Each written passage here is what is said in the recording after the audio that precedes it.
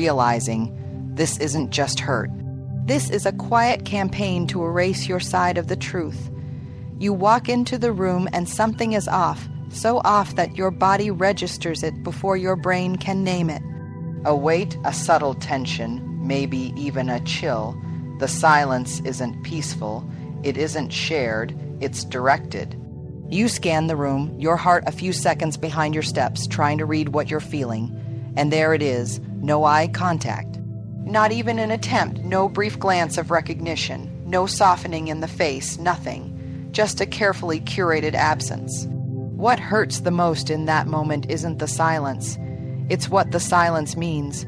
We like to tell ourselves that silence is neutral, that it can be polite, that it can be space-giving. But this kind of silence isn't born from respect or stillness. It's born from something harder, darker, and more personal. It's not that they don't know you're there. It's that they do, and they're choosing not to show it. This is not conflict avoidance. This is conflict disguised. When someone withholds even the smallest gestures of connection. Eye contact, acknowledgement, presence. It's rarely accidental. It's often precise, calculated, and deeply emotional. The worst kind of distance isn't the one that shows up with slammed doors or screaming voices. It's the one that shows up in the lack of everything. A withdrawal so intentional, it leaves no room for misunderstanding. In healthy relationships, even during tough times, we make efforts to stay emotionally present. Even when we're upset, there's a mutual understanding that connection is still possible, that the thread hasn't snapped. But when someone begins to consistently avoid looking at you, engaging with you, or even allowing you to exist in their awareness, what they're often communicating is this: you are no longer worth my attention. That is not just cold. It is violent in its own quiet way. Avoidance becomes a tool, not to protect feelings, but to harm them. And the scariest part, it's so subtle that you begin to question yourself. Maybe they're just busy. Maybe they're tired. Maybe it's in your head, but your body knows better. It senses rejection long before your mind can put the pieces together. The lack of eye contact becomes a form of emotional starvation. You're not just being ignored, you're being erased. This kind of behavior is often rooted in contempt. Contempt is more than dislike. It's the belief that someone is beneath you. And when a person feels contempt, they rarely shout it from rooftops. They whisper it through their absence. They let you feel the void they leave behind. They let the emptiness do the talking. Brené Brown once described contempt as the deathbed of connection. The final stage before disconnection becomes irreversible. Because where empathy seeks to understand, contempt seeks to dismiss. And the thing is, we often miss the red flags because the world doesn't warn us about subtle cruelty. We're taught to look out for yelling, insults, dramatic exits. But the deeper injuries come in the quiet, in the skipped greeting, in the turned head, in the way they acknowledge everyone in the room except you, in the way they pretend not to notice your presence, but stiffen when you come near. That's not indifference. That's strategy, and that strategy often speaks of hatred that the person can't say out loud but can still show unmistakably. What makes it worse is how invisible it becomes to everyone else. They still say your name in conversations. They still smile around others. They may even defend you when necessary. But when you're alone in the same space, they give you nothing. It's like the relationship died quietly in the middle of the night, and no one else noticed but you.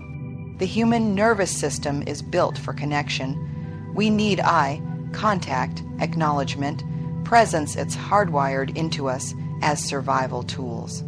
That's why infants look for their mother's gaze, why lovers search for each other's eyes in crowded rooms, why friends feel hurt when you don't look up from your phone. It's not needy, it's human. So when someone deliberately deprives you of that, it's more than a cold shoulder.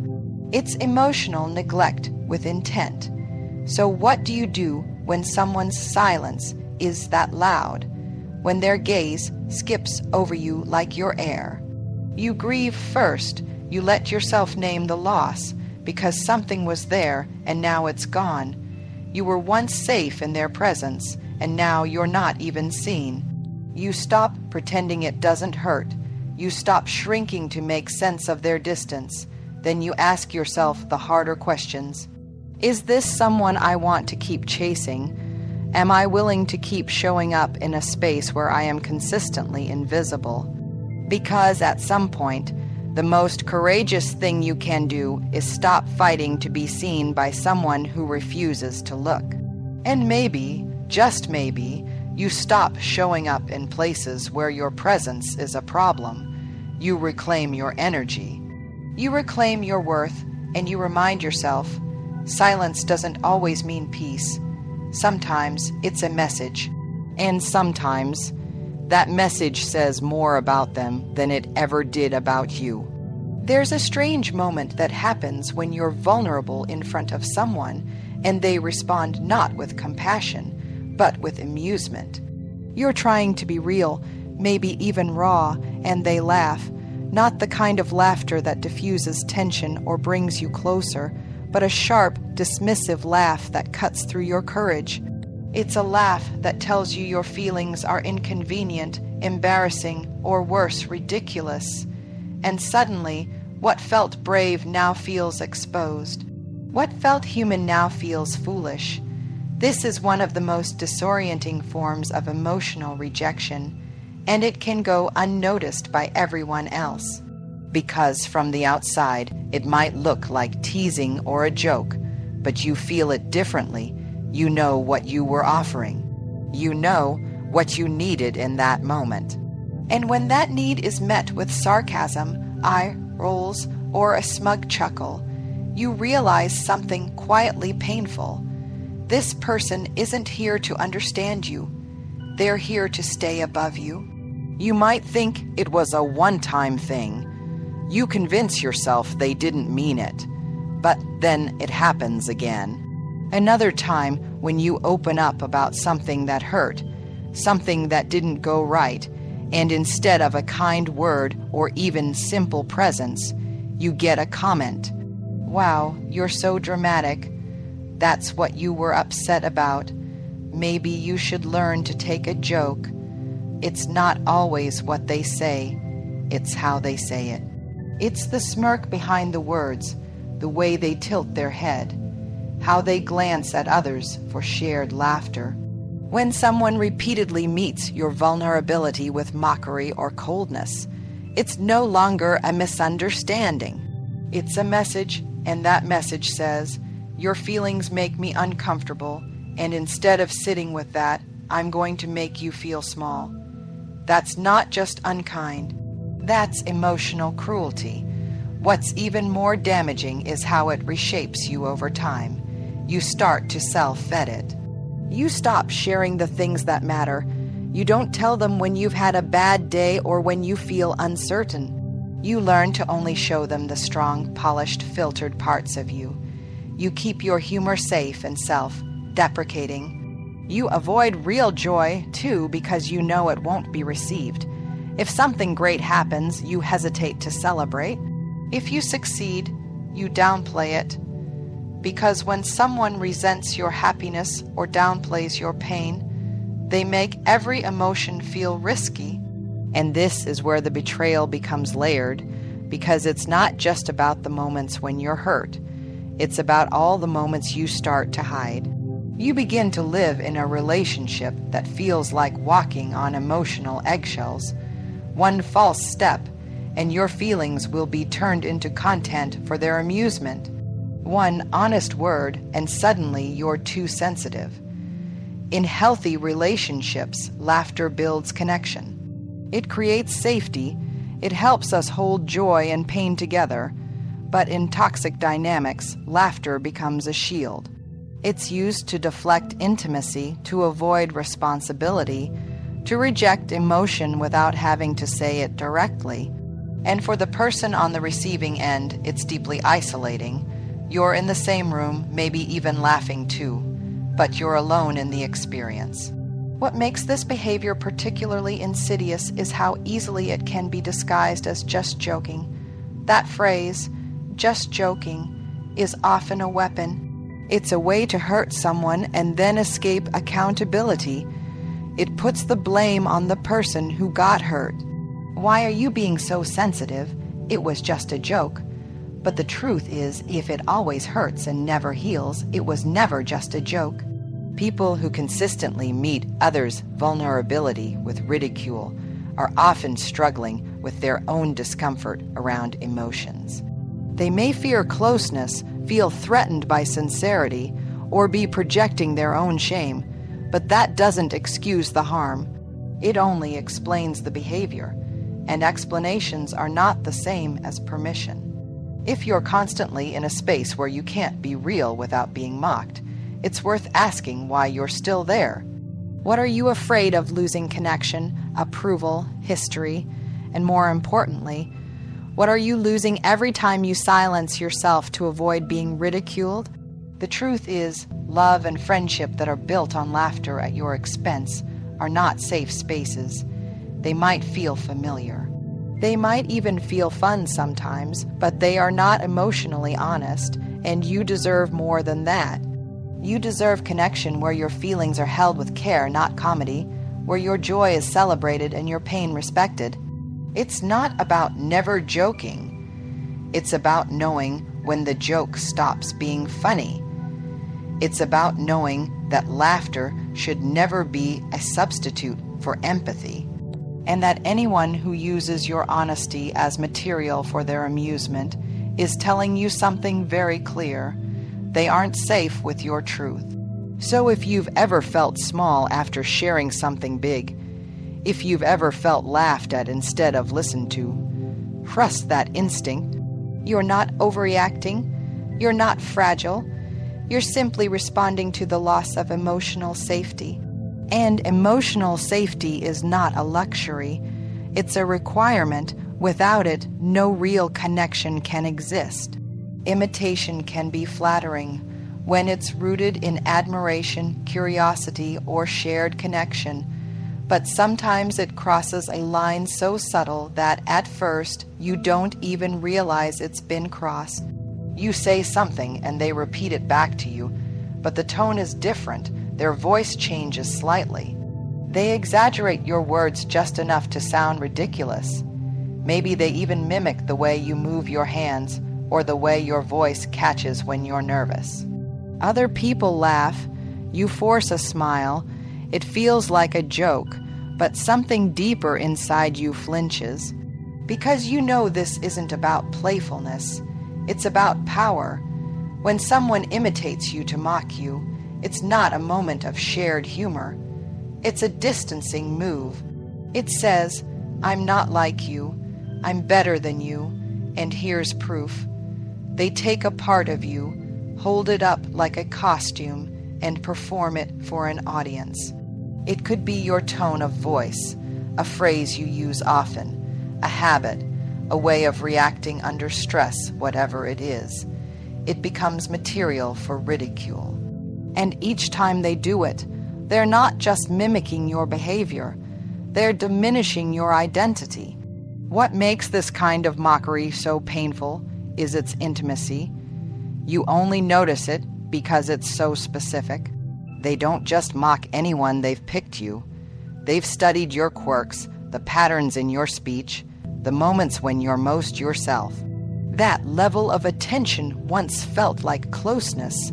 Now it feels like a weapon. They've learned how you work, and now they're using that knowledge to unravel you, one sarcastic impression at a time. In those moments, the room often turns against you without even realizing it. Others might laugh. They might think it's harmless. They might even tell you you're lucky to be that important to someone's humor. But what they don't feel is the sting of being turned into a character. You're no longer in the room as yourself. You've become a parody of yourself, and you didn't agree to it. That laughter is no longer shared joy, it's shared detachment. You're being separated from the group in a way that feels subtle but deeply cutting. And the worst part, you're told not to take it seriously, that it's all in fun, that you're being too sensitive. This is a classic deflection tactic, shifting the responsibility of discomfort onto the person who feels hurt. But here's the truth. Sensitivity is not weakness. Sensitivity is awareness. It's knowing when something feels off, when your voice is being used as a joke, when the parts of you that feel most natural are being turned into material for someone else's performance. Over time, this kind of behavior can be deeply corrosive to your sense of self. You begin to second-guess your own natural expressions. Should I say that phrase? Should I laugh like that? Should I raise my hand in that way? You become hyper-aware of yourself, not in a confident way, but in a guarded way. You edit yourself not for clarity or kindness, but for protection. Your authenticity shrinks because someone else made a game out of it. This isn't just teasing. This is emotional undermining. It's the slow erosion of confidence in the parts of you that are unfiltered and true. It can happen in friendships, at work, in families, or in romantic relationships. And the damage often hides under a veneer of humor. But make no mistake, humor without empathy is cruelty in disguise. People who mock others through imitation often have unresolved insecurities of their own. They seek control through superiority. By turning you into a caricature, they create emotional distance. They don't have to feel vulnerable with you. They don't have to risk connection. They get to laugh and stay safe. But safety built on someone else's humiliation is not real safety. It's performance. So how do you respond? First, name it, quietly, internally, or with someone you trust. Name that this doesn't feel funny, that it feels targeted, that your words or movements or habits have become ammunition. That awareness gives you back some power. It helps you stop gaslighting yourself into believing this is normal or okay. Next, set a boundary. It doesn't have to be dramatic. Sometimes it's as simple as not laughing. Sometimes it's a gentle, firm comment like, "That actually doesn't feel great when you do that." Sometimes it's a decision to step away from the dynamic entirely. You don't owe prolonged exposure to people who make a joke out of your identity. You deserve spaces where your natural self isn't material for someone else's comedy routine. You deserve to be seen, not mimicked. To be respected, not reduced. You deserve connection that honors your humanity, not entertainment that feeds off it.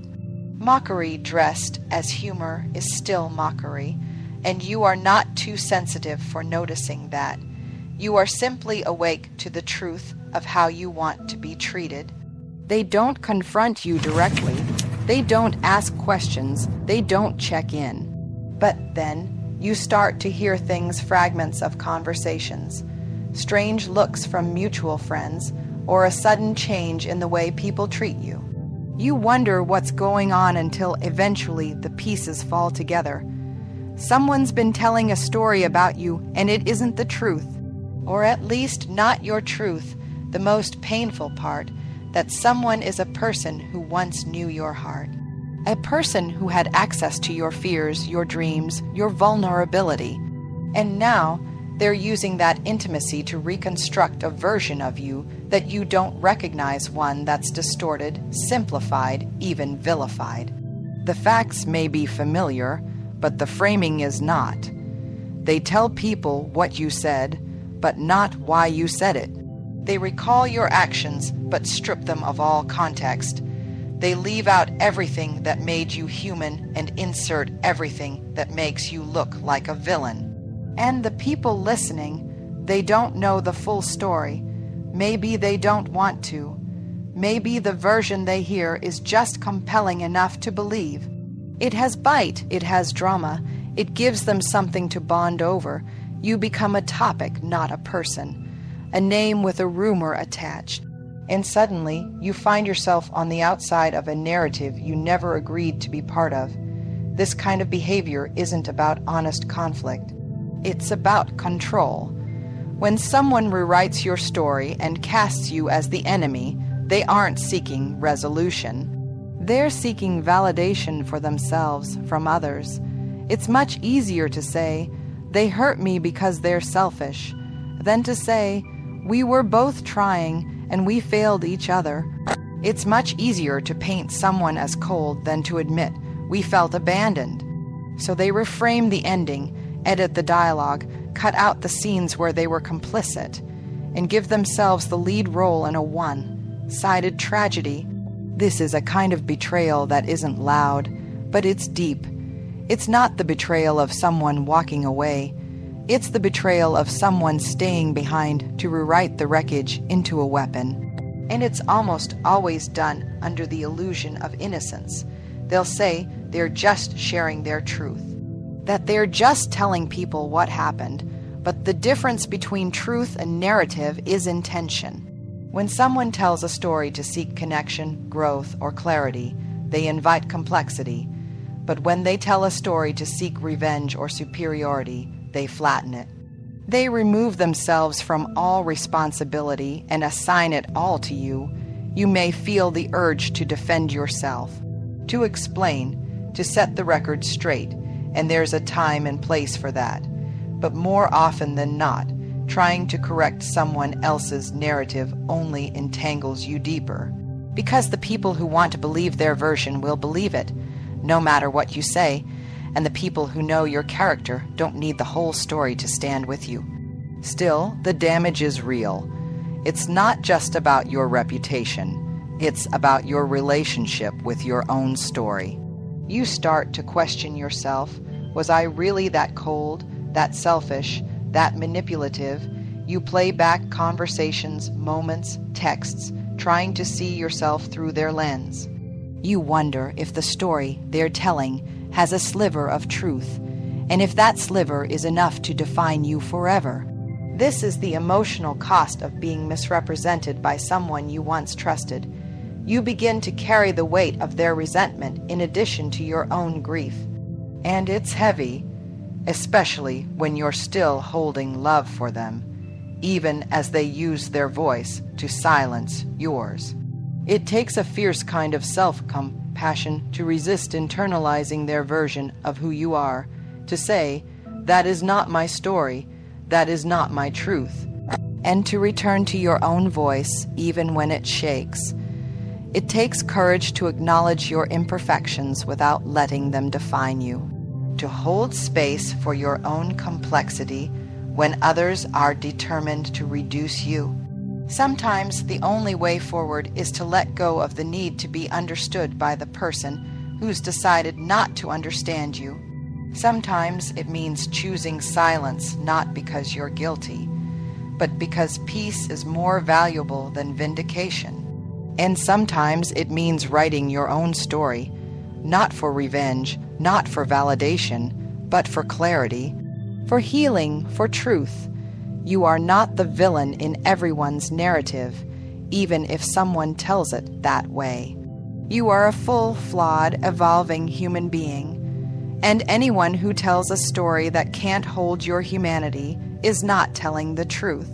They're telling a version that serves their pain, and while their pain may be real, their version of you doesn't have to become your reality.